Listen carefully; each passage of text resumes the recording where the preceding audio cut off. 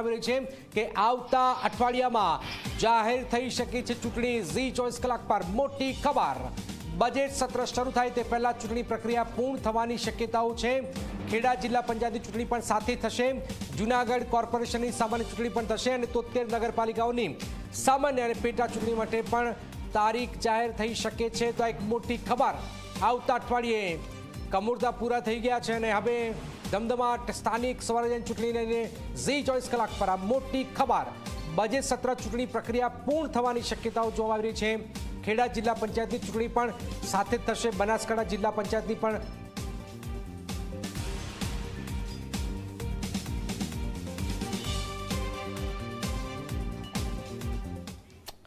તો વધુ માહિતી આપવા અમારી સાથે જોડાઈ ગયા છે હિતલ પારેખ।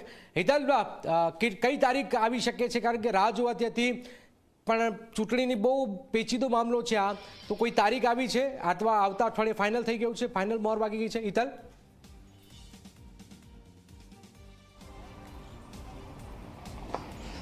જી જનક, સૂત્રો જે જણાવે છે એ જણાવ્યા પ્રમાણે ચોક્કસ એવું કહી શકાય કે આવતા સપ્તાહમાં એટલે કે બુધવાર ગુરુવારે રાજ્ય ચૂંટણી પંચ દ્વારા પ્રેસ કોન્ફરન્સ બોલાવીને સત્તાવાર ચૂંટણીની જાહેરાત કરવામાં આવશે તેવી સંપૂર્ણ શક્યતા જોવામાં આવી રહી છે। બહુ લાંબા સમયથી જે સ્થાનિક સ્વરાજ્યની ચૂંટણીઓની જે રાહ જોવામાં આવતી હતી, હવે ઇંતજારનો અંત આવશે।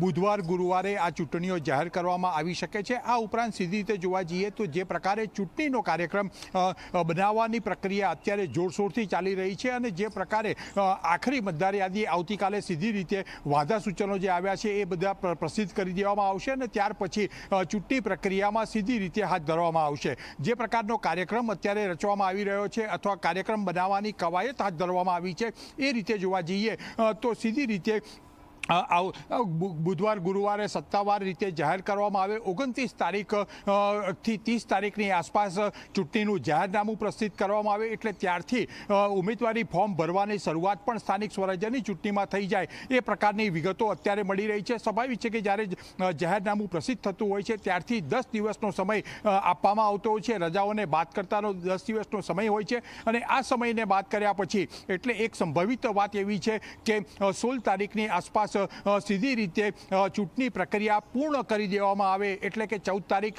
જે રવિવાર આવે છે એ રવિવારના દિવસ મતદાન યોજવામાં આવે, એ પછીનો એક દિવસ ગેપ રાખવામાં આવે કે ક્યાંક ને ક્યાંક ફેર મતદાનની જરૂર પડે તો, અને ત્યાર પછી 16મી તારીખે એટલે મતગણતરી હાથ ધરવામાં આવે। સ્વાભાવિક છે કે ગુજરાત વિધાનસભાનું જે બજેટ સત્ર છે એ લગભગ 19 તારીખે મળવાનું છે એટલે કે વિધાનસભાના સત્ર પહેલાં આ સંપૂર્ણ સ્થાનિક સ્વરાજ્યની જે ચૂંટણી પ્રક્રિયા છે પૂર્ણ કરી દેવામાં આવે એ પ્રકારની કવાયત છે ચૂંટણી પંચે હાથ ધરી છે અને રાજ્ય સરકારના પણ સૂત્રો જણાવી રહ્યા છે કે રાજ્ય સરકારે પણ આ સંદર્ભે લીલી ઝંડી આપી દીધી છે। જી બિલકુલ, એટલે જે પીરિયડ જે છે હિતલ, તમે કહે બહુ શોર્ટ રાખવામાં આવશે, ટૂંકો રાખવામાં આવશે। આમાં બનાસકાંઠા જિલ્લા પંચાયતની વાત પણ આવી ગઈ।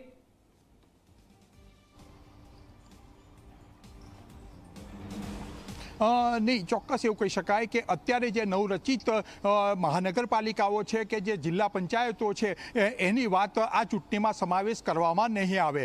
જે પ્રકારે સૂત્રો તરફથી માહિતી મળે છે, કારણ કે એમને હજુ ઘણો સમય થશે, કારણ કે ત્યાં નવી મતદાર યાદી પ્રસિદ્ધ કરવી પડશે, ત્યાં માળખું ગોઠવવું પડશે, આ તમામ માટે હજુ એ સમય જોઈશે અને કદાચ એ જગ્યાએ જે બનાસકાંઠાની વાત હોય કે જે 17 મહાનગરપાલિકાઓ ટોટલ જે થઈ છે એમાં જે નવી મહાનગરપાલિકા 9 બની છે એ બધા માટે 1 વર્ષનો હજુ વિલંબ થશે। પણ ક્યાંક ને ક્યાંક આ અત્યારે જે ડ્યુ લાંબા સમયથી જે ડ્યુ